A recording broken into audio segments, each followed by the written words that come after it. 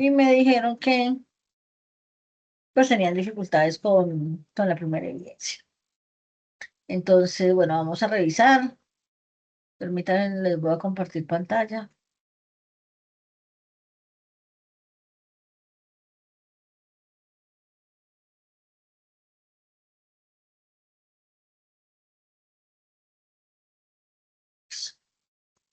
Bueno, estamos hablando del cronograma en estas cuatro evidencias de aprendizaje. Me hablaban de que este era para el 23, que el 23 creo que es el martes o martes. Les voy a correr un poquito más para que no estén tan alcanzados de tiempo. Por ahí para el viernes, sí, para que tengan un poquito más de tiempo para ingresar. Les agradezco de pronto a ustedes que están ahí, que le puedan ir dando cholito a los que vayan entrando, para que no se nos queden ahí en la sala de espera. Porque como yo me muevo por otro lado, entonces dejo de verlos. Listo. Entonces, esta evidencia que está para el 23, que sería para el martes, la vamos a correr ahorita para el viernes, de manera tal que el viernes es el 26, y pues les va a dar un poquito más de gabela el hacerla, ¿cierto? Para el 30 está esa de sistematización de datos, para el sí, 4 está la de análisis, y para el 8 está esta otra. Entonces, la idea es hacer la sesión de hoy para explicar estas dos evidencias y hacer una sesión más, dejémosla de una vez planeada, estamos a 20, hacerla, digamos, el 27, dentro de 8 días, el sábado, para dejar explicadas lo que son la evidencia 3 y 4. ¿Listo? Entonces, así abordaríamos la explicación de esas evidencias que terminan el 8. En ese momentico, todavía con ustedes no ha arrancado. Bueno, esto ya pasó. ¿Ya ustedes vieron comunicaciones? Sí. Sí, Ya señora, pasó. Y en ese momentico están con ética y fonética de con algo de inglés. inglés. Listo, perfecto. Listo, entonces así quedamos. En ese orden de ideas, entonces me voy a remitir a la guía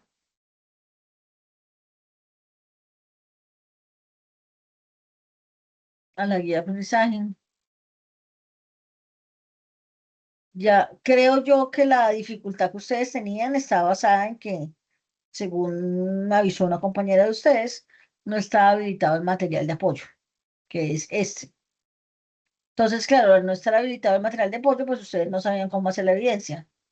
Creo yo que esa era la situación, porque el día que concerté esta clase fue el día que ella me dijo que estaba deshabilitado, y lo habilité, y pues cuando lo habilito, pues obviamente ahí está toda la explicación. Entonces, bueno, vamos a la guía. La guía habla de la recolección de información de factores de riesgo.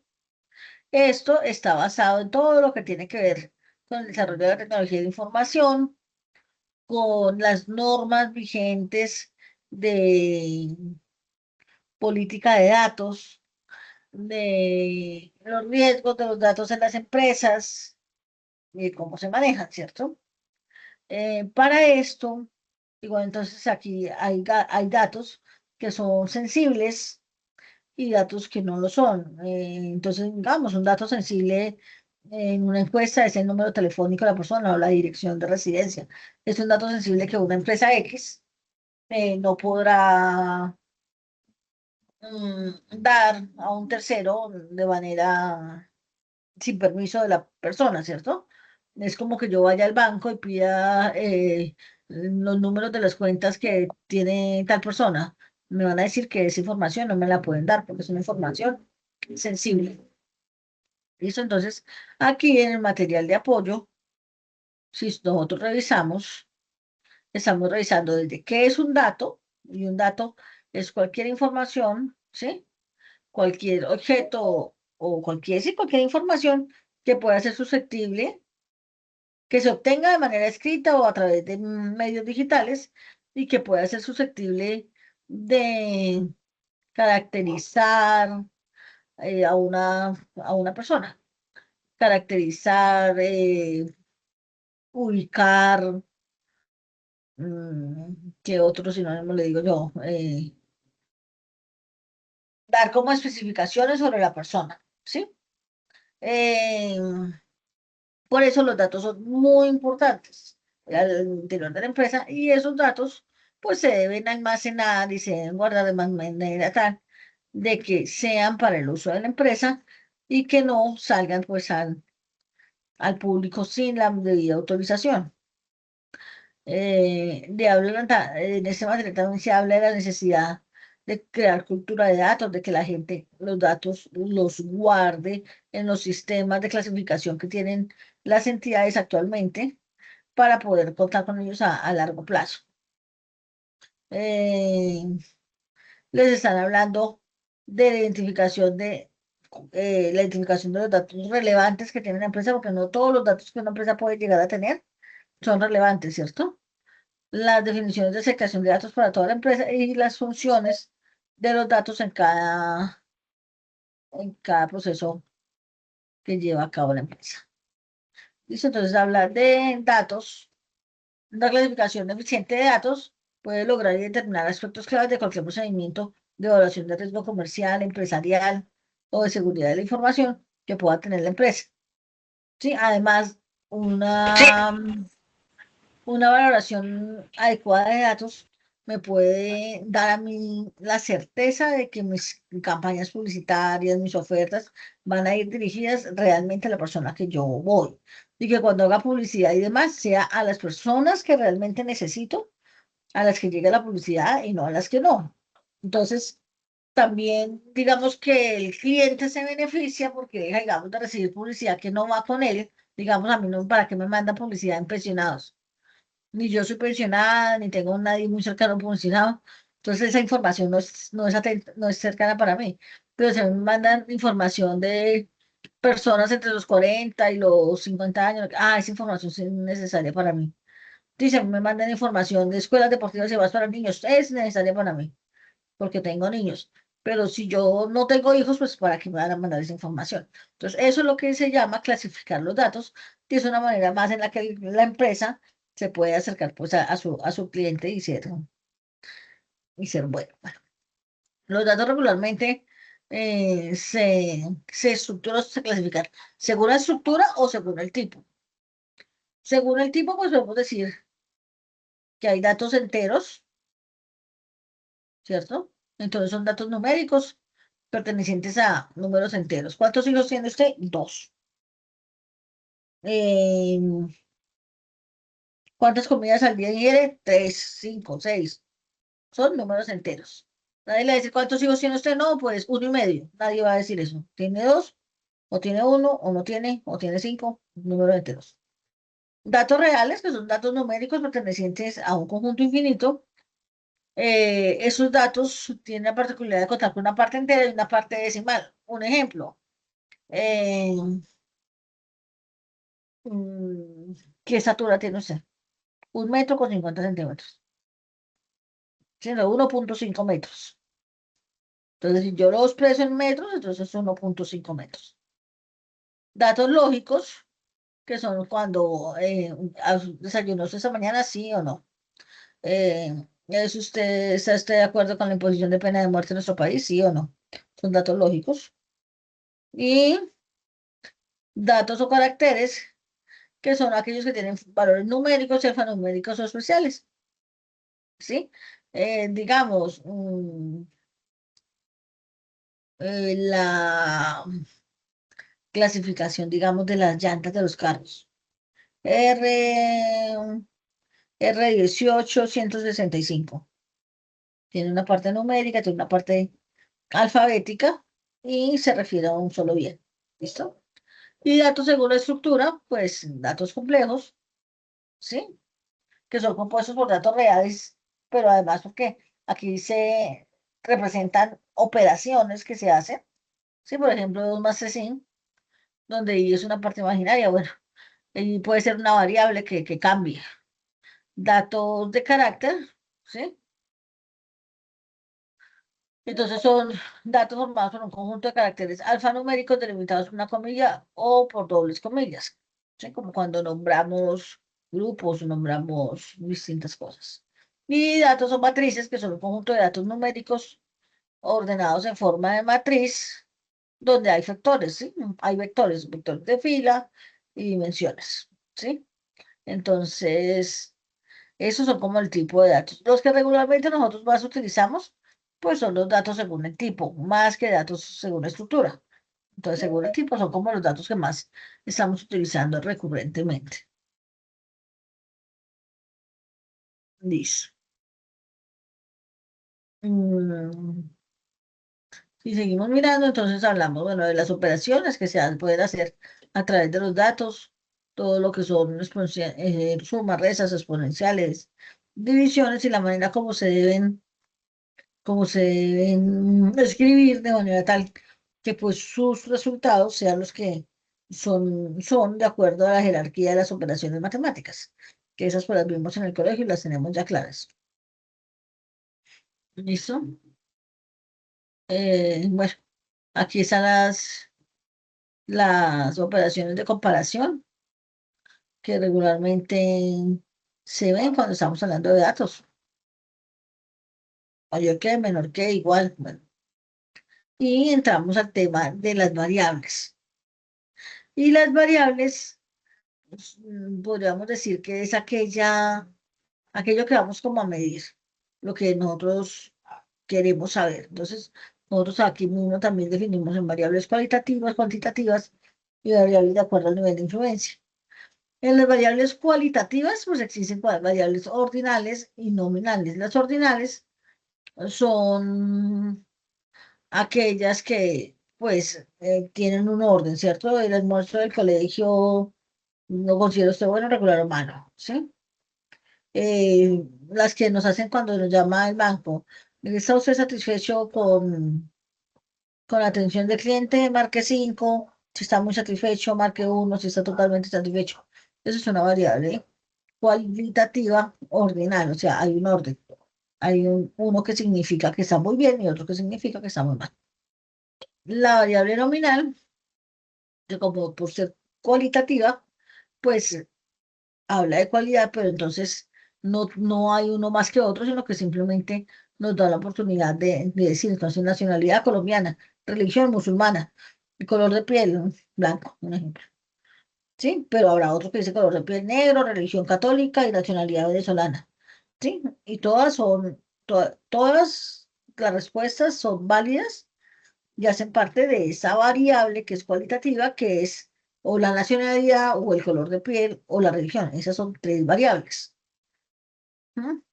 Variables discretas, que son aquellas que, como decíamos arriba, se definen por números regularmente enteros, como el número de hijos, el número de mascotas, el número de cachorros en un parto de un perrito, eh, el número de cabezas de ganado en una finca. Todas esas son variables discretas y pues entonces obviamente responden a través de números enteros, sus respuestas dan a números enteros, pero la variable es la pregunta de tal, ¿cuántos hijos tiene usted? La variable es el número de hijos. ¿Sí? Variables continuas. Pues son aquellas que sí permiten decimales. Ahí está el ejemplo que ahorita les colocaba de la altura, pero no solamente de la altura, también del peso. ¿Cuánto pesa usted? 70,5 kilos. ¿Sí? Aquí sí hay lugar al coma o al punto tanto, porque es una variable continua. ¿Sí? No salta de uno a otro un entero, sino que es continuo entre un entero y otro entero. Están todos los numeritos posibles de manera continua. Y pues obviamente hay variables según su nivel de influencia. Entonces, son variables independientes, aquellas que su valor no depende de otra variable. ¿Sí? Eh, Regularmente en el plano cartesiano se ubican en el plano de las X y se asignan valores arbitrarios, ¿cierto? En variables independientes. Y las variables dependientes son aquellas que su valor dependen del valor que tome otra variable. Esto se ve mucho cuando nosotros vemos, digamos, analizamos precio y cantidades ofertadas en el mercado. ¿Sí? Entonces, a mayor precio, mayor cantidad ofertada, pero menor cantidad demandada. Por eso acuérdense que la curva de oferta y de demanda son curvas que se cruzan, ¿cierto? Entonces, a menor cantidad, a mayor precio, mayor cantidad ofertada, ¿sí? Pero a mayor precio, menor cantidad demandada. Entonces, son si yo las monto en el mismo plano cartesiano, la curva de oferta y demanda se me vería así. Venga, la buscamos acá un momentico.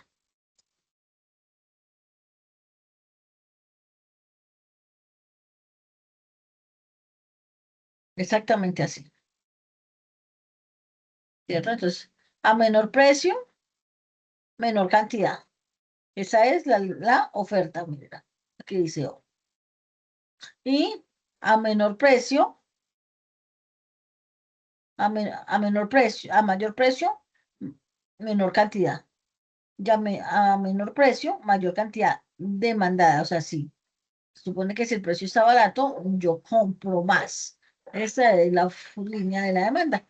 Y este punto donde se junta demanda con oferta, se supone que es el punto de equilibrio.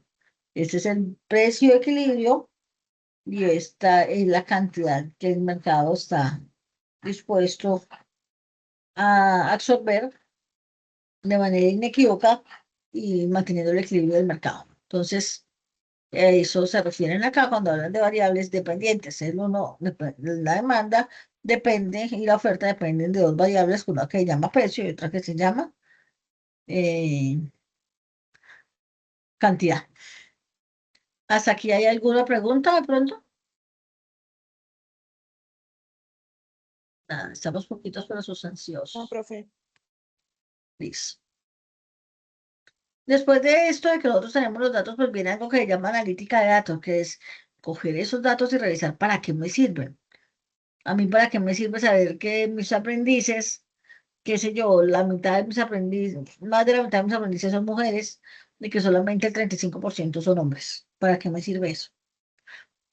¿Para qué me sirve saber que de mis aprendices en total, el 80% ya tienen hijos? ¿Sí?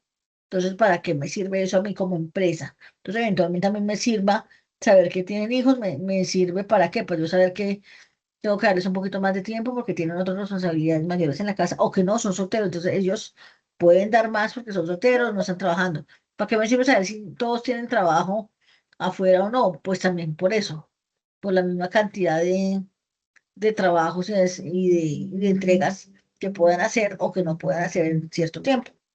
¿Sí? Porque sé que tienen otra responsabilidad. Entonces, ¿para qué me sirve la información que he recolectado a través de encuestas, a través de formularios y demás para mi empresa? Esos datos son los que yo guardo, los que cuido, ¿sí? Y le hablan de los tipos de análisis que yo hago sobre esos datos.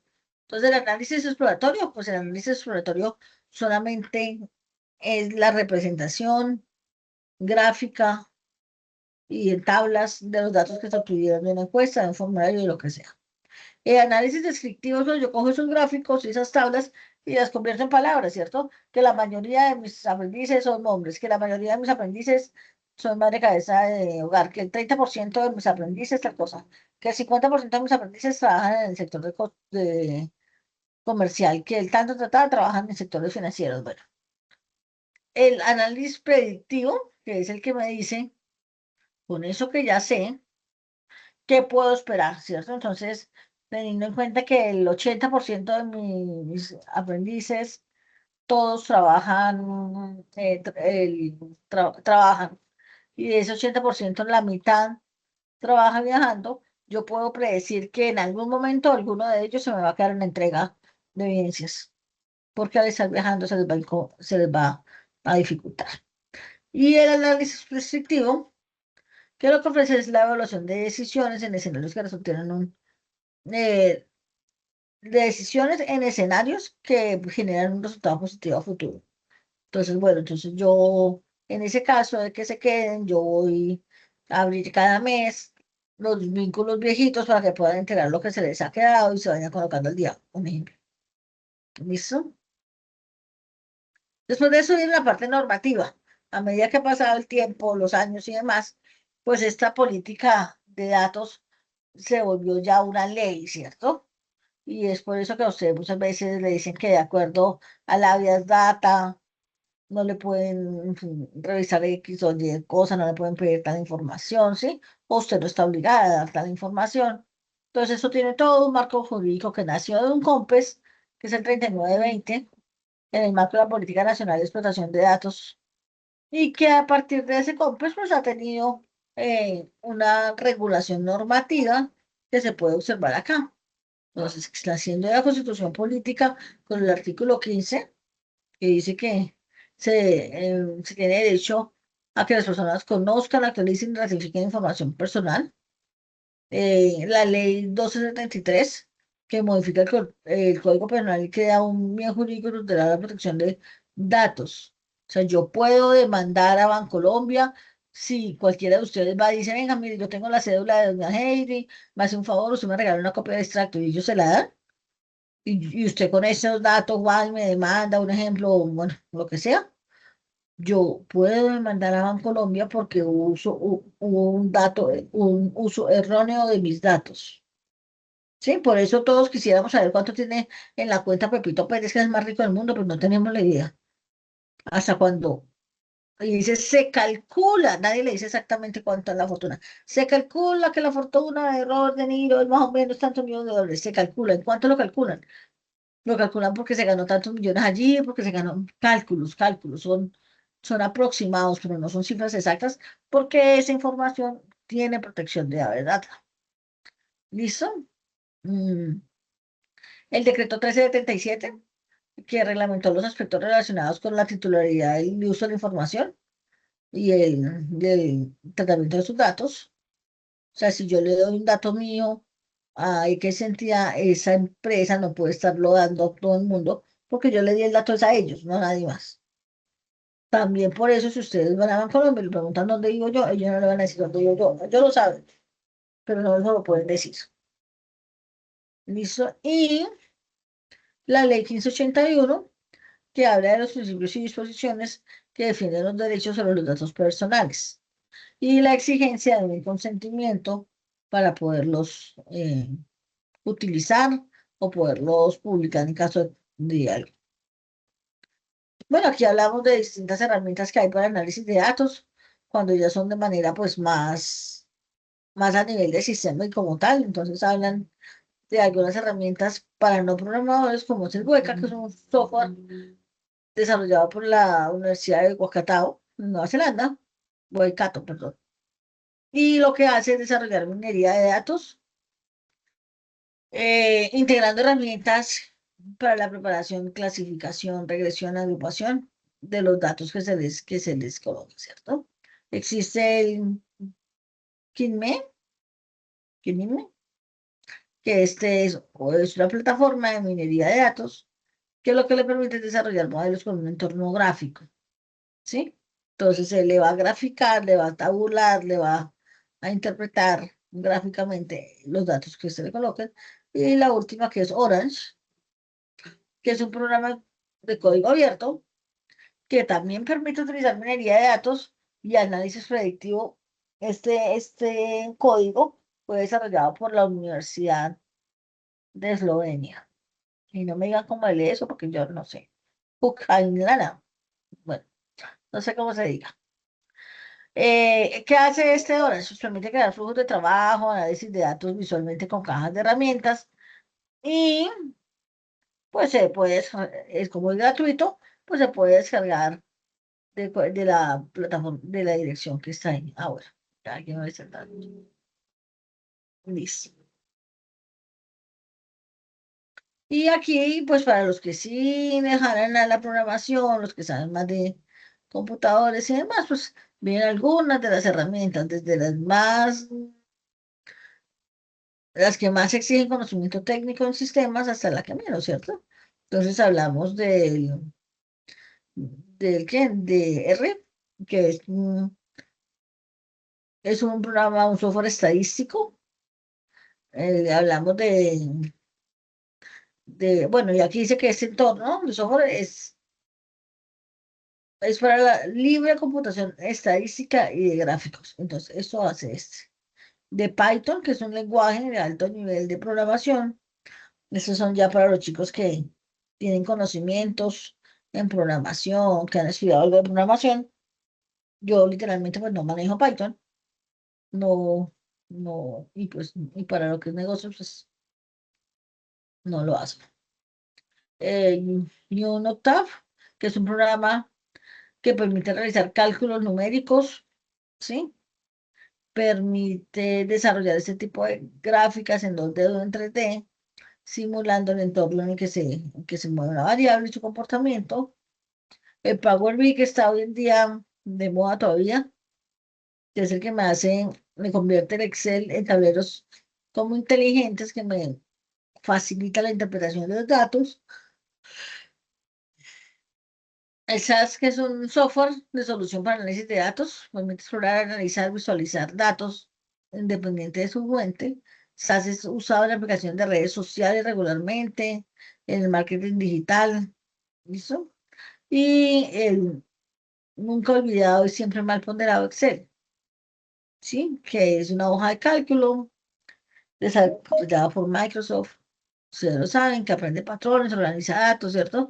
Digamos que durante los últimos años, pues ya nos están invitando a dejar de usar Excel para estar usando Power BI u otros mecanismos mediante los cuales podemos hacer uso de datos, pero digamos que el que maneja muy bien Excel, pues el Excel le da soporte para muchas cosas. Lo que pasa es que lo hace menos automático que lo podría hacer un Power BI o pues obviamente un Python, ¿cierto? Eh, Bueno, aquí hablamos un poquito de lo que es Big Data, y es que el desarrollo de todo lo que es TIC, que son tecnologías de la información y de la comunicación, y el aumento que tenemos de cobertura de Internet a nivel mundial,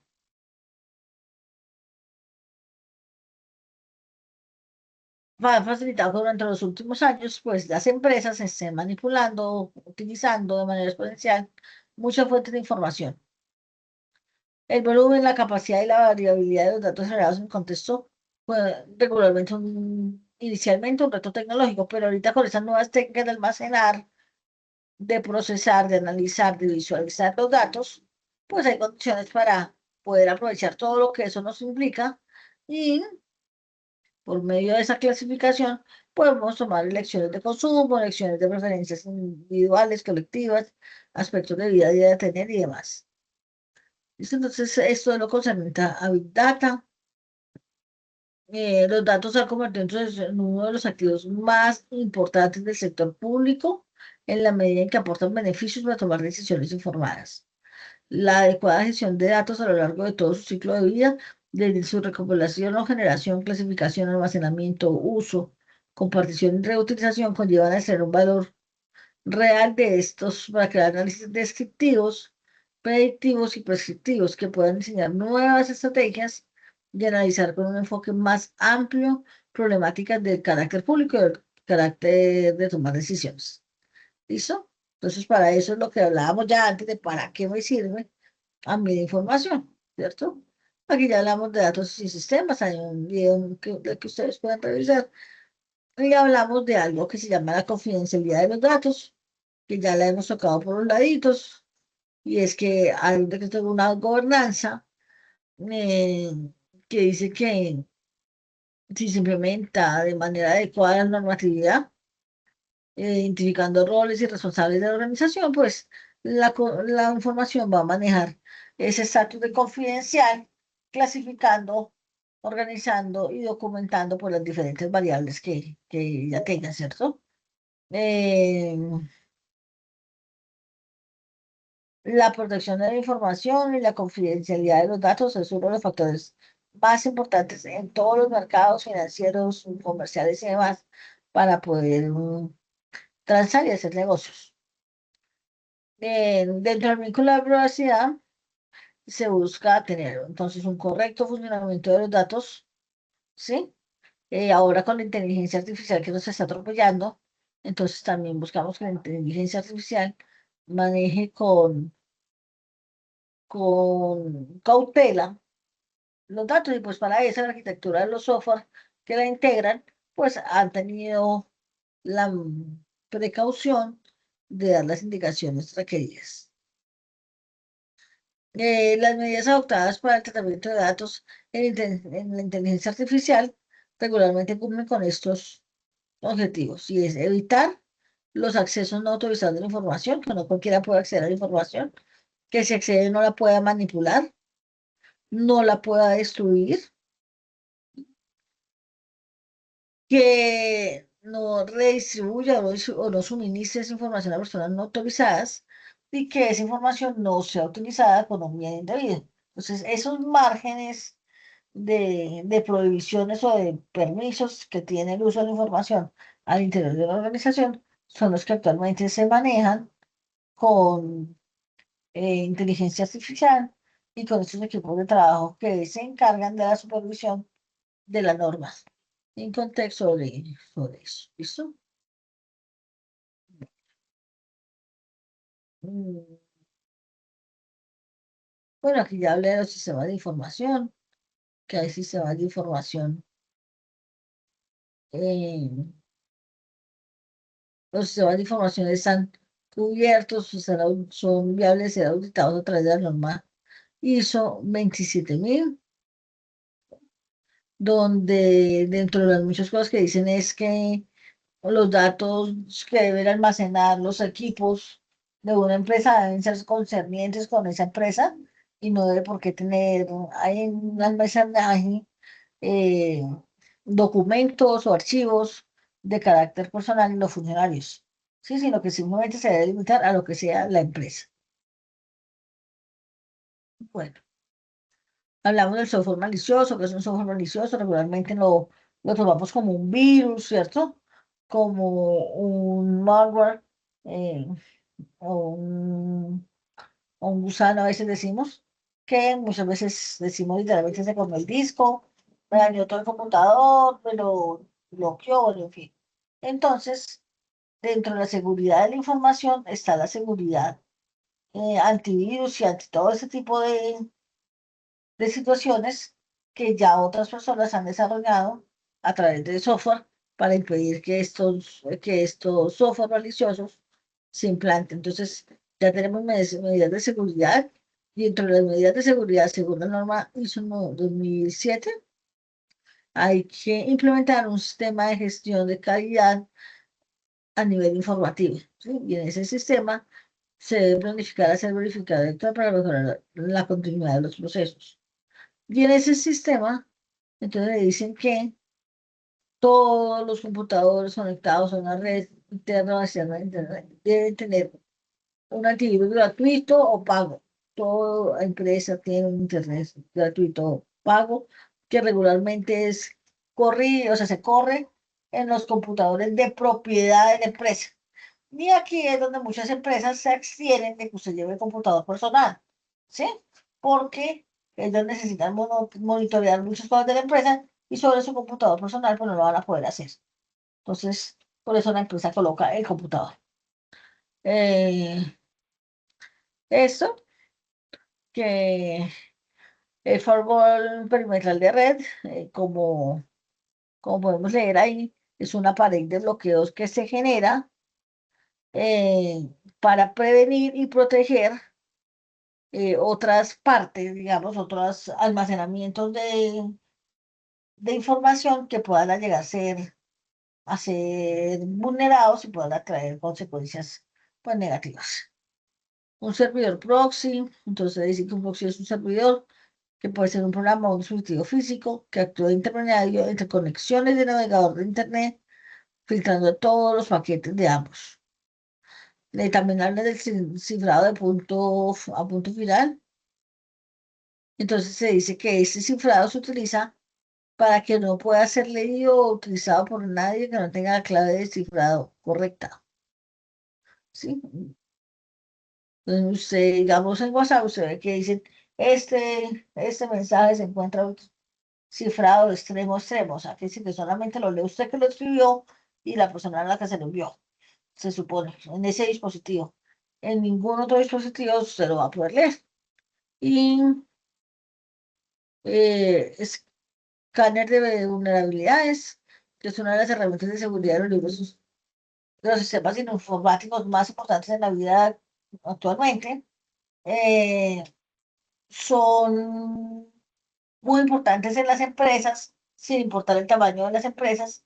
Este tipo de escáner de vulnerabilidades facilita detectar, analizar y gestionar los puntos débiles que tiene el sistema desde antes de ser atacado, ¿cierto? Dice, bajo esta plataforma se puede mantener controlada la exposición de recursos empresariales a las amenazas de ciberseguridad y posibles consecuencias. Entonces, esta es una de las cosas que pues regularmente las empresas manejan. Y ya nos vamos finalmente para lo que son políticas de usuario. Ya,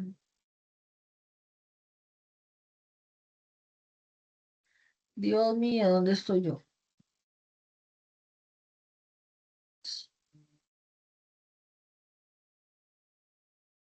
Bueno, y aquí le hablan del siglo de la información, ¿cierto? Políticas del usuario del Departamento de Actividad de la Organización. Pues, aquí le hablan de la política del usuario, entonces la invitación a tener contraseñas fuertes, a usar protocolos de seguridad, realizar copias de seguridad, proteger equipos, no descargar contenido pirata y evitar datos personales. Listo. Mm, ¿Qué más?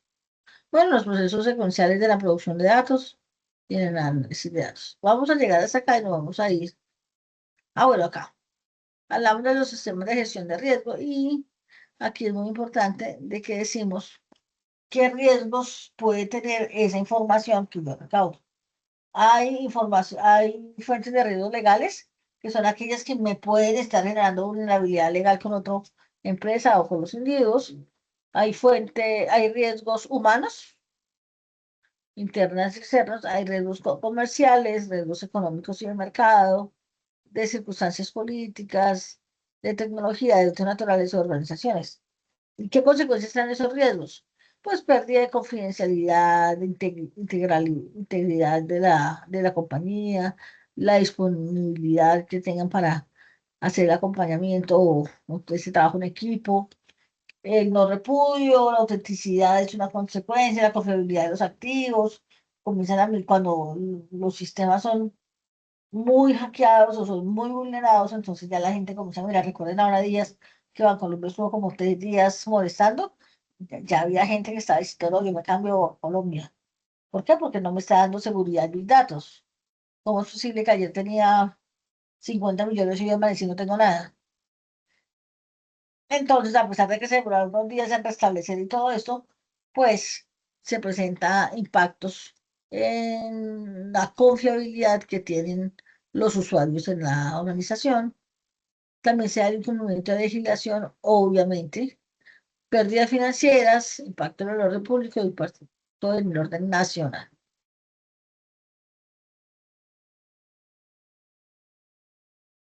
Bueno, eh, de acuerdo al impacto económico, pues regularmente esa clasificación puede darse de acuerdo a lo mucho o poco que impacte económicamente. Entonces, si son riesgos extremos, que nos pueden poner quebrar de un momento a otro, si son riesgos importantes, si son riesgos moderados, menores o riesgos incidentales, que son riesgos que no me van a generar mayor problema, ¿listo?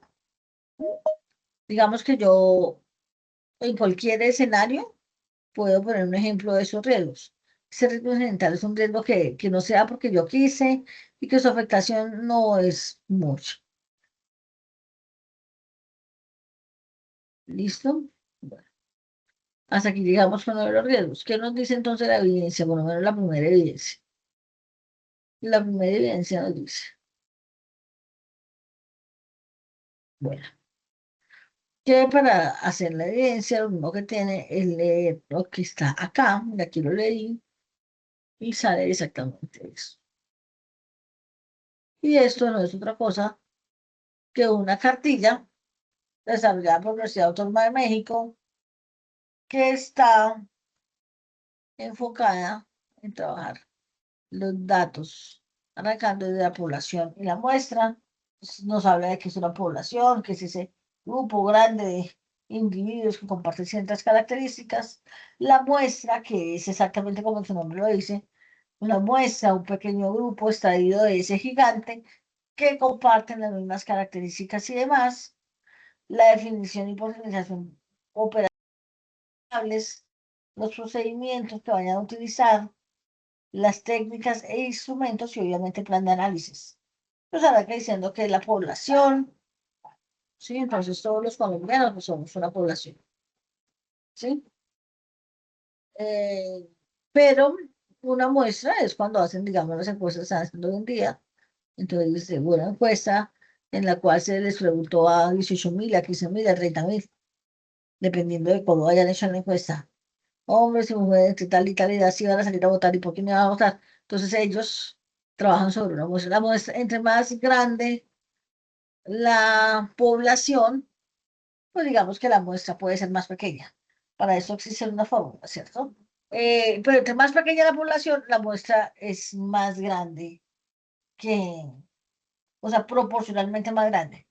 Quiero decir, eh, en una población de más de, qué sé yo, de 100.000 habitantes, la muestra idónea puede ser del 5%. Pero en una población de 200 habitantes, pues la muestra idónea no puede ser el 5%, porque sería 10 personas nomás, sino que ahí tiende a ser grande. Entonces ahí perfectamente nos puede dar la muestra a 150 personas de las 200. Casi que uno dice, no, pues para eso hago un censo, que en el censo los tengo en cuenta todo, ¿cierto? Pero esa es la realidad del muestreo. Entre más pequeña sea la población, más grande es en proporcionalidad, más grande es la muestra, no en proporcionalidad, no en valores absolutos, que cuando la población es más pequeña, es más grande. Cuando la población es más grande, la muestra es más pequeña en proporcionalidad. Puede que sea más grande en cuanto a valores absolutos, pero en proporcionalidad es más pequeña. ¿Listo? Le habla de los tipos de población, de las finitas e infinitas, ¿sí? Y teniendo claro que trabajamos regularmente con poblaciones finitas, que son las que son más asequibles, ¿cierto? Con poblaciones infinitas, pues regularmente no se trabaja, ¿sí? Habla de lo que es una muestra, cuáles son las muestras representativas, qué es una muestra. Entonces, bien. Entonces, diferencias sobre la población y la muestra, lo que le venía diciendo. La población en simbología es una N mayúscula y la muestra es una N minúscula. Media, en simbología, cuando hablamos de población, lo miramos a través de este símbolo, pero cuando hablamos de la muestra, ya hablamos de X con rayitas sobre, ¿cierto? De la proporción, de la varianza y de la desviación estándar, que también pues reciben su simbología. Así que cada vez que ustedes encuentren una X, una rayita arriba, dos puntos, lo que sea, es decir, es que la media de esos datos es tanto. ¿Listo? La media quiere decir la suma de todos los valores dividido en el número de valores. ¿Listo? ¿Y qué es muestrar? Muestrar. Pues, el muestreo se lleva a cabo cuando yo elijo al azar persona. Entonces, yo voy a hacer un estudio sobre los chicos de la ficha 88 y 89, sobre sus patrones de estudio. Y yo calculo la muestra y me dice que debo obtener información de 30. Pero yo lo hago al azar. A mí no me dicen que los primeros, los 30 primeros, los 30 últimos, ni que los 15 primeros de acá y los 15 últimos de allá, nada. Al azar, yo puedo escoger al azar 15 de una ficha y 15 de la otra ficha y aplicar mi muestra, ¿sí? O sea, el muestreo me dice dónde debo aplicarlo, porque todas deben tener la misma característica, tener en la misma forma, a la misma población y cómo debo aplicarla, ¿listo? Entonces, esta ayuda que está aquí le habla de todo lo que son datos muestrales, del análisis, del error aleatorio, de la población, de un plan de muestreo, ¿sí? Eh, ¿Cómo se delimita una población? Pues de acuerdo a las características que debas dar. Yo puedo decir que mi población son los chicos residentes en la ciudad de Ibagué entre 11 y 15 años que estudian en colegios privados. Esa es mi población. Y de esa población me dice que son, qué sé yo, que son 100.000 niños. Entonces ya con esos 100.000 pesos yo determino mi muestra. Entonces, qué sé yo, por allá la muestra me dijo que eran 20. Entonces yo distribuyo esos 20 en todos esos niños que cumplen las características y voy y aplico mi encuesta o recopilo la información que necesito, ¿sí? Eso es. Bueno, este material le sigue hablando de todo lo que es población, de las características de la muestra, de cómo de tomar la muestra, las dimensiones del muestreo,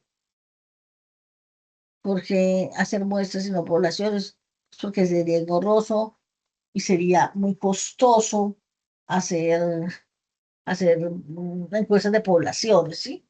Por eso es la única manera que hacemos son cuando hacemos censos, que el DANE hace censos, pero eso no se hacen todos los años. Regularmente uno hace censos, el DANE hace censos como cada 15 años, no podría hacerlo todos los años. Bueno, en ese resto del material pues le habla de todo el tipo de muestreo probabilístico, está muy bien explicado, ¿sí? Pero pues nosotros regularmente trabajamos con muestreo aleatorio simple, ¿cierto? Y le dicen cuáles son los dos caminos para hacerlo. En fin, ese material es muy amigable y le está dando el muestreo y le está dando de que seamos conscientes de que los muestreos pues, no son iguales a las poblaciones y que sus tamaños pues cambian, ¿cierto? De un contexto a otro. Listo, esto es lo que dice esta ayuda que trae la guía en esta parte. Entonces, ¿qué le dice? Consulte fuentes de información en línea y descargue una base de datos, la que quiera. Yo le recomiendo, bájenla del DANE, ¿sí? El DANE tiene muchísimas encuestas que ha aplicado, muchísimas bases de datos. Bajen cualquiera, ¿sí? Entonces, ustedes van al DANE,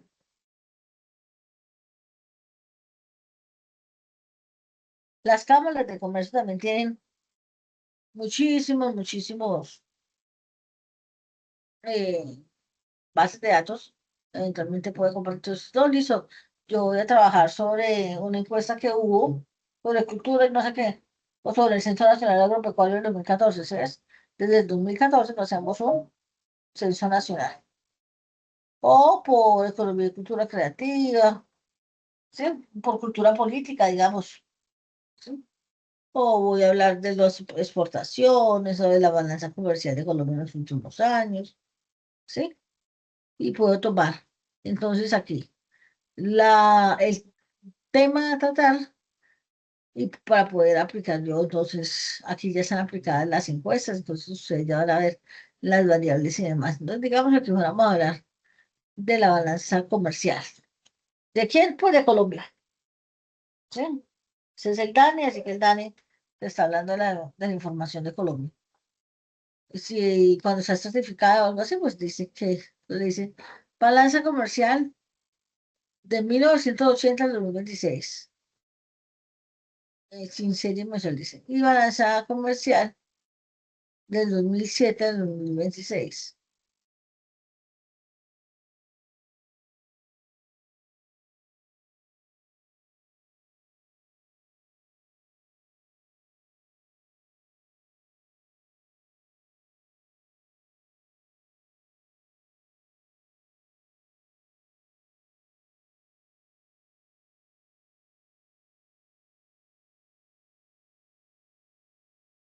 ¿Listo? Bueno, chicos, hasta ahora, ¿cómo vamos? ¿Tú vas hasta ahí? Profe, ¿usted cómo buscó por internet lo del DANE? Es que en el link de la guía uno ingresa y aparece Ah, sí, página no encontrada. ¿Cómo fue que link lo de la guía hizo? no. No, busqué Dane. Dane, información de encuestas, creo. Gracias. Ok. Estadísticas por tema. También están las encuestas de demografía y población, de educación formal, de empleo. Yo me fui por estas por temas porque hay bastante de donde ustedes se puedan coger, ¿cierto? Entonces, listo, entonces yo voy por balanza comercial y sobre estos datos voy a trabajar, entonces voy a revisar la balanza comercial que me la va a dar aquí en un Excel, entonces me va a decir, busco, yo le recomendaría pues, que buscaran algo como más grande que este. Es como solamente me está trabajando en balanza comercial, entonces, ¿qué me está diciendo? ¿Cuántas importaciones, cuántas exportaciones y cómo quedó esa balanza a final del periodo? Entonces, en el 1960, la balanza comercial fue negativa con 207 millones de dólares en contra, o sea que importamos más de lo que exportamos, ¿sí? Y si vamos a ver acá, entonces vemos que hasta el 2000, en los últimos años veíamos con -14, -9, -10, -16, -3.000, supuestamente este año nos van a quedar en -3.000. eh, una balanza comercial negativa, quiere decir que Colombia sigue consumiendo más importado que exportado. Bueno, y aquí también nos pesa pues lo que es la política cambiaria, ¿cierto? ¿Qué tan arriba o qué tan bajito esté el dólar? Eso es algo que también nos pesa ahí. Pero busquemos algo que de pronto nos dé más variables. Mm, que nos dé más variables para que ustedes puedan trabajar.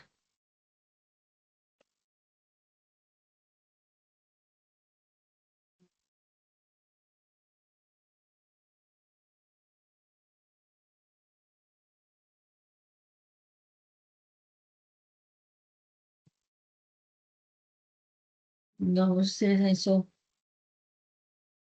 Vamos a buscar en... No, ese no, en Excel no está.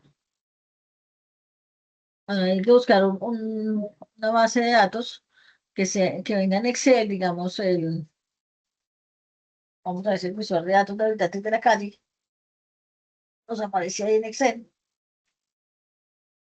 bueno, da cómo descargarlo para ustedes poder determinar qué variables tienen. Entonces, ustedes bajan una información X, digamos, documento de caracterización, presentación de resultados generales, rueda de prensa, digamos que ustedes van a coger los habitantes de la calle de la ciudad de Neiva.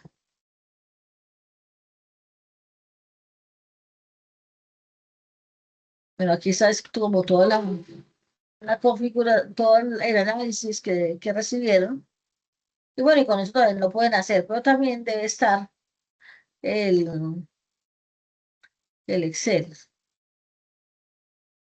que son estos.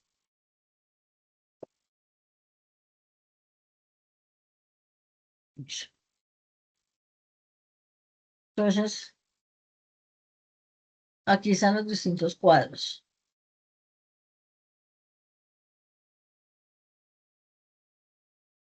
En esta primera página le dicen cómo se llama cada cuadro, ¿cierto? Yo que me quité la gama y no veo nada. Mm, Digamos el cuadro 22. Entonces, ¿qué variables tengo yo acá? La edad, el sexo, si es hombre o es mujer. Tengo además el, el vicio, por decirlo de alguna manera, dice consumo de sustancias psicoactivas. Entonces, la sustancia psicoactiva es una variable. El hombre o mujer es otra variable, ¿sí? La edad es otra variable, ¿sí? Entonces, esas son las variables. Y esas variables, entonces, ¿qué me dice la guía? La guía me dice, bueno, váyase para allá, consulte fuentes, datos, ya la averiguó. Descargue una base de datos, ya la descargué. Pues. Luego, con esa información, recopile a través de instrumentos primarios o bases de datos de fuentes oficiales, pues ya tiene la base de datos de fuentes oficiales, describa Las variables que se estudiaron ahí, entonces las variables ya las estoy diciendo, en este caso. Entonces estoy diciendo, no, pues mis variables son el sexo, la sustancia psicoactiva, la edad, ¿sí? Esas son las variables que yo veo por encimita en esa base de datos que me acaban de dar, ¿sí? Bazuco, heroína, pepa, duero, y de todo. Listo. Esas son las variables. ¿Qué más me dice la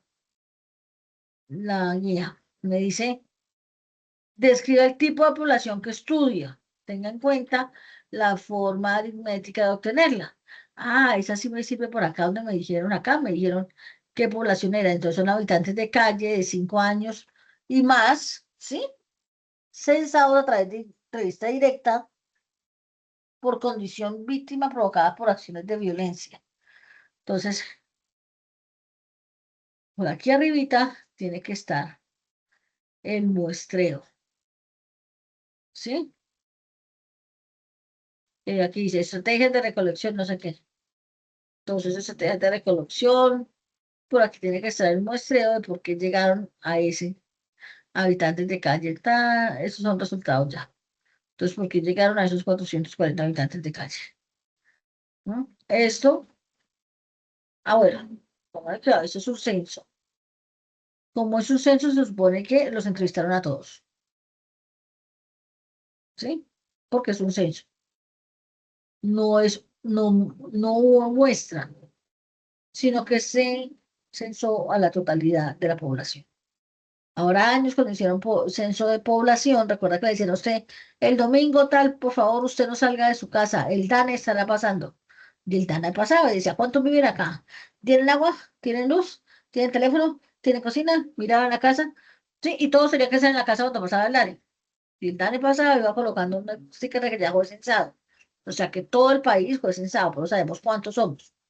De ahí para allá, hasta que vuelven a hacer otro censo, entonces lo que hacen son promedios de crecimiento de tasa, de acuerdo a la tasa de natalidad, de acuerdo a la tasa de mortalidad. Entonces se dice que cada año crecemos en tanto o disminuimos en tanto. Actualmente comenzamos a disminuir porque la natalidad disminuyó abruptamente.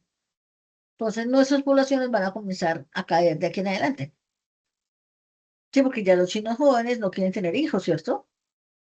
Entonces, como no quieren tener hijos, pues la natalidad no alcanza a compensar el número de personas adultas mayores y demás que mueren en accidentes, que mueren porque ya están viejitos, bueno, en fin. Entonces no alcanza a compensar el número de muertos con el número de nacimientos y la población comienza a decaer. Entonces, esto fue un censo. Entonces, aquí están diciendo que, que en Medellín, o bueno, en esa parte, de donde bajamos, en el bajo de eso, hay 440 habitantes de calle. Y de esos 440, 93% son hombres. ¿Sí? Entonces aquí ya tenemos las variables exactas de lo que me piden aquí. ¿Qué más me piden? Entonces, tipo de población estudio, pues habitantes de calles de más de 5 años que viven en Neiva. Entonces, tengan en cuenta la forma de obtener la población de estudio, totalidad de la población, ya que se trata de un censo. Si estoy hablando de esa base de datos. Ahora, si yo me voy, digamos, a una encuesta de las que están ahorita de moda, que son las presidenciales, de las muchas que hay, y me voy a la ficha técnica, allá le van a decir eso. ¿Cómo llegaron a saber cuánto era la muestra? Porque ellos no entrevistan a todo Colombia. Entonces dice, vamos a entrevistar 2.000 personas, 3.000 personas, vamos a preguntarle a tantas, ¿sí? De los 47, 48 millones de habitantes que somos.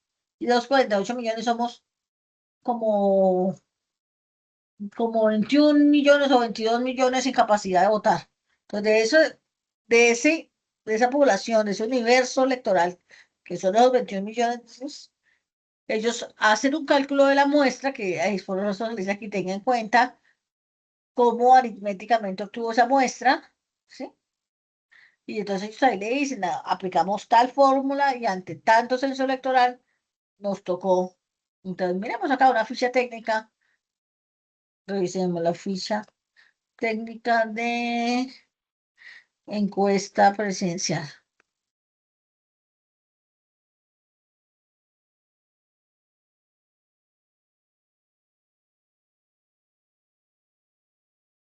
Bien, entonces aquí dice, encuesta electoral Guadalumo y con analítica, esta fue la última.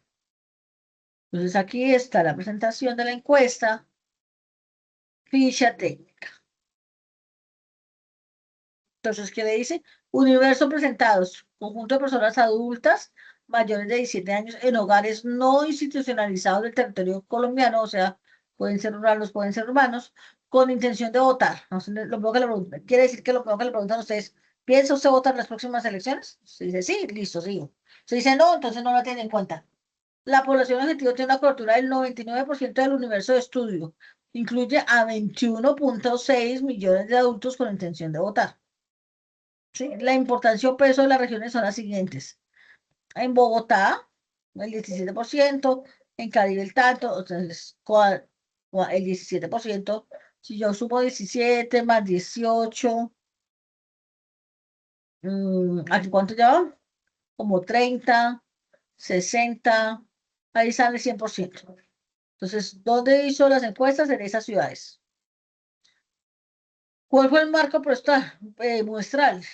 ¿Sí? Entonces, es el diseño probabilístico que muestra un marco geoestadístico provisto por el DANE en el diseño también de la muestra, se tuvieron en cuenta la población del año 2026 publicada por el DANE y la votación detallada del 29 de mayo del 2002 prevista por la registraduría.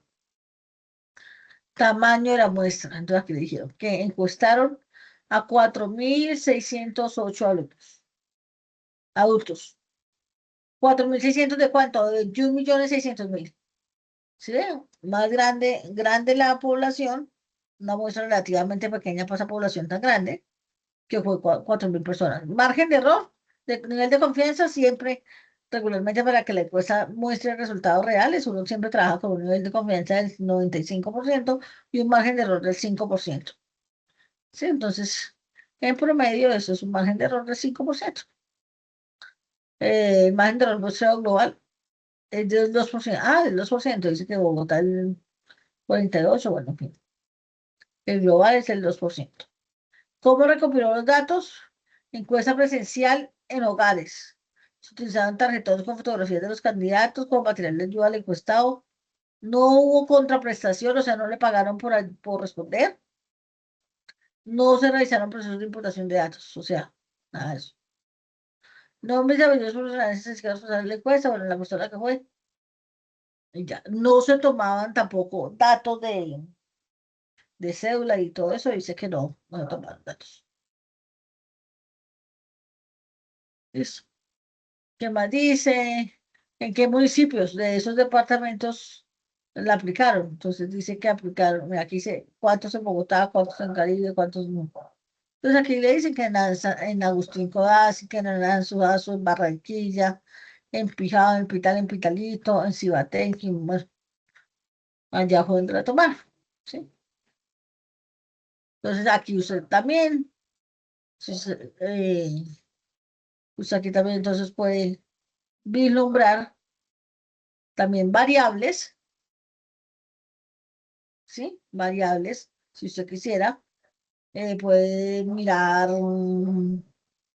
los riesgos que puede tener y demás. Digamos, esta encuesta también es totalmente válida para hacer el ejercicio que nos están pidiendo acá. ¿Listo? Caracterización. Y caracterizo que los factores de riesgo. ¿Cuáles son los factores de riesgos? Lo que nos mostraban por acá. Cada ratico yo les mostré cuáles eran los factores de riesgo esos.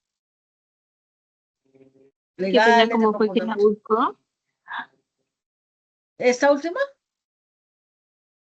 ¿sí? Sí, señora. Esta, como encuesta, elecciones presidenciales colombianas. Gracias. Bueno, listo. Entonces ya con eso, entonces yo digo, bueno, esa encuesta puede tener riesgos naturales o puede tener riesgos tecnológicos, puede tener riesgos comerciales, ¿sí? Bueno, defino cuáles son los riesgos que puede tener. ¿Qué más hago en esa actividad?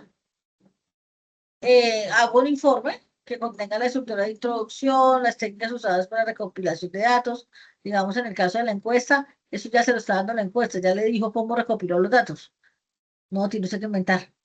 No, y en el caso del DANE tampoco, porque el DANE también le dijo acá cómo recopiló los datos. Le dijo que se fue haciendo censo de uno en uno. El DANE también le dijo, mire, recolección de datos. Le dijo que hizo barrido de calles, hizo puntos fijos y hizo convocatorias. ¿Sí? Entonces, eso es lo que le está pidiendo. Descripción de técnicas usadas para recolección, identificación y caracterización de los factores de riesgo, conclusión y bibliografía. O sea, casi que si yo tengo la encuesta o tengo el censo, tengo la tarea ya hecha. No es sino analizar lo que está ahí. O sea, como desglosarlo. Estas son las variables, estas son las cosas. Listo. Bueno, esta es la entrega que estaba para el 23, que la vamos a pasar para el viernes. Sigo otra entrega que es la de sistematización de datos. ¿Sí? Entonces vivimos en una era donde la medición continua de variables es cada vez como un cada instante. Se genera una gran variedad, cantidad de datos. Para que estos datos sean útiles, se deben convertir en información.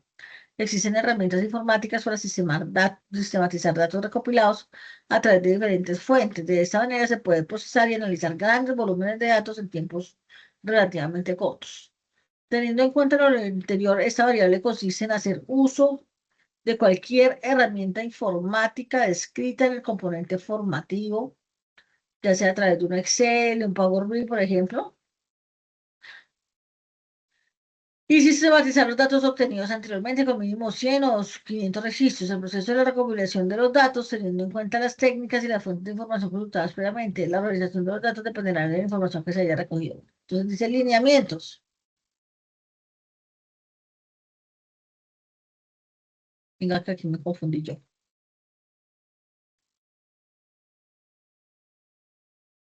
Hacer uso de cualquier herramienta, un Excel, sistematizar los datos obtenidos, que es escribirlos, ya están, del proceso de recopilación de los datos.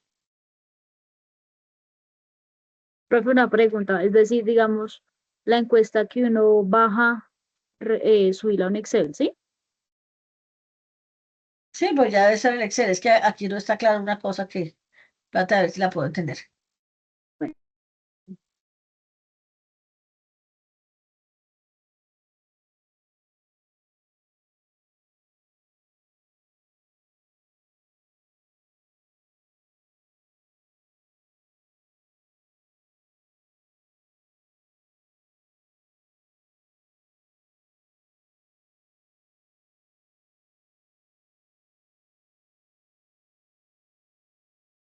Pues aquí nunca dice que la haga, pero lo está mandando a hacer. Porque aquí estamos trabajando con una base de datos que ya nos dio, aquí dice, descargue la base de datos. Sí, o sea que estamos trabajando con un dato que ya existe.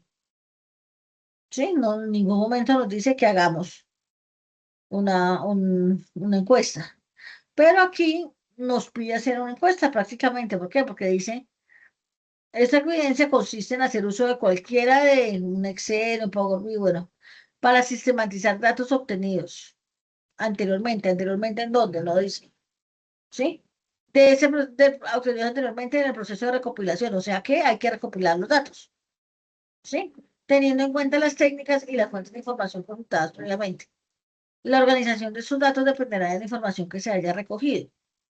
Al final, usted deberá entregar una base de datos sistematizada junto con la información recogida.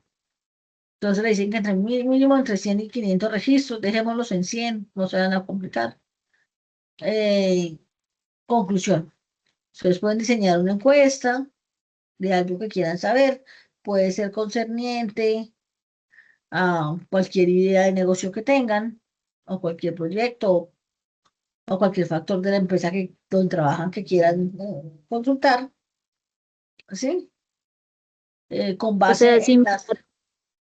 Aquí nos toca aplicar un cuestionario, una encuesta, para poder analizarla, sí, ¿sí? yo Entonces, siempre, aplicársela a 100 personas, dice ahí. De 100 a 500, no, no se van a poner de 500, 100 es mucho ya, ¿sí? Es más, podemos dejarla hasta la mitad, 50 personas, para que ustedes la puedan trabajar, ¿sí? ok. La sistematizan y sobre esa sistematización, pues ustedes pueden, hacen la, ¿qué?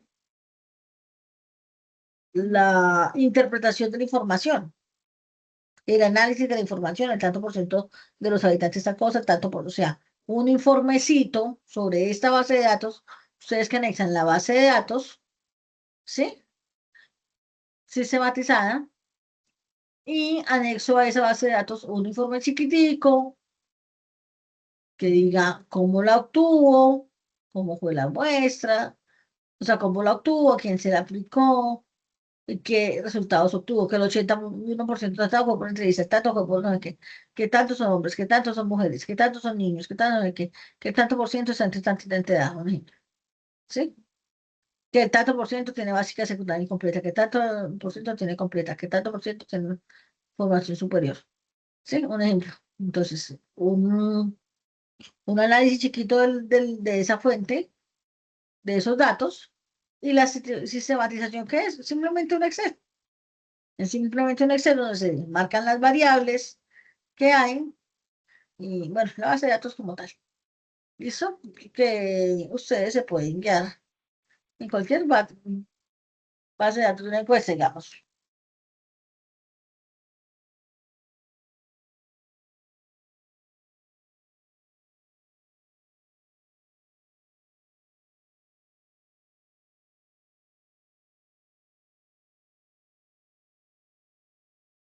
Entonces, en un Excel, las filas representan cada encuestado. Entonces, don Pepito Pérez, edad tantos años, sexo masculino, qué sé yo, es alérgico al aguacate, sí o no, consume tal cosa, sí o no, tiene problemas de salud, tal cosa, sí o no. Entonces, esa es la matriz normal que ustedes van a entregar, la sistematización normal. Aquí hay bastante información de cómo hacer la tabulación normal. Y un informecito chiquito, eso sería lo que entregarían para esa segunda actividad, no más. ¿Sí? Que es como el análisis de eso. O sea, eso no le va a tomar más de una hojita. Las conclusiones básicas de eso, de un curso de datos, saco que el 20% de la población del cosa que conclusiones básicas, ¿sí? Y esa sería la que está para el 4 de julio, si no estoy mal. Para el Profe, nosotros crearíamos el cuestionario para esa actividad. 30 de julio, perdón. Sí, ustedes lo crearían, sobre el tema que ustedes quieran, en equipos, como venimos trabajando, pero sobre el tema que ustedes quieran. ¿Listo? Qué sé yo, como les decía, si es alérgico al aguacate, si le gusta la fritanga, si hace dieta light, si, bueno, no sé si trata usted de cuidarse con exámenes periódicos, con ir al médico, con hacer ejercicio, bueno, O sea, digamos que, dependiendo del tema que yo quiera claro, colocar en la diseña la encuesta, si encuesta, no, son las preguntas, claro. sí. Digamos usted, la encuesta está para definir las acciones más recurrentes que la gente hace para mantenerse en forma. Entonces, la primera pregunta, le preguntan a Heidi Bolano. Heidi Molano, ¿usted cuántos años tiene? Tantos. Sexo pues femenino. ¿Hace usted alguna actividad para mantenerse en forma? Sí. ¿Cuál? Ah, bueno, yo troto todos los días. Ah, bueno, ¿cuánto troto? Y más o menos qué kilómetros que trota. No, más o menos voy de aquí a tal parte. Ah, bueno, más o menos tantos metros. Listo. Listo, ¿qué más hace? No, yo además me hago dieta. Entonces hace dieta. Listo, ¿qué más hago? No, que voy al gimnasio por la noche, otra cosa. Ah, listo. ¿Qué más hace? No, que cuando llego a mi casa, como todavía tengo tanta energía, pues me monto en la bicicleta estática y hago otro ratico. Ah, bueno, un ejemplo. ¿Sí? Entonces ya tiene varias variables que pertenecen a una macro variable que es mantenerse en forma, y tiene varias variables que es hacer ejercicio, que es cuidarse en la alimentación, que es, bueno, todo eso. ¿Sí? Y fuera de eso me tomo un batido de hierro a la mañana y bueno, yo no sé cuántas cosas más. Entonces usted forma una encuesta en 50 personas. Habrá alguna que le dijeron yo no hago nada para mantenerme en forma, ni me interesa, bueno, listo. Pero igual son los datos que usted, por los que usted va a trabajar. Lo que busca la actividad es que usted sepa recopilar el dato, lo sepa sistematizar, o sea, meterlo en un Excel, ¿sí? Y estando en ese Excel, usted pueda aplicar el Excel o manejar el Excel para saber el tanto por ciento tal cosa, el tanto por ciento tal otra, los que votan en bicicleta son el tanto por ciento, ¿sí? Y se haga ese análisis chiquitico. Eso es lo que busca la evidencia. ¿Comprendido? Sí, profe. ¿Sí? ¿Alguna duda al respecto en ese momento? Porque ahí estaríamos abarcando las dos evidencias de las que estamos hablando, que estamos concretando el día de hoy. Ya las otras dos las hablamos dentro de 8 días, el sábado. Pero digamos, esas dos las estaríamos ya abordando para que las puedan trabajar. Una vence el 30, creo, y la otra vence dijimos que el 27 le vamos a poner a cerrar. Entonces, si es así y no hay dudas, pues yo puedo dar por terminada la sesión del día de hoy. Ustedes me dirán. Sí, profe. Listo. Listo, chicos. Entonces, tan pronto como estos me descarguen, les comparto la grabación para cualquier cosa. Obviamente, sobra decirles que cualquier duda que tengan,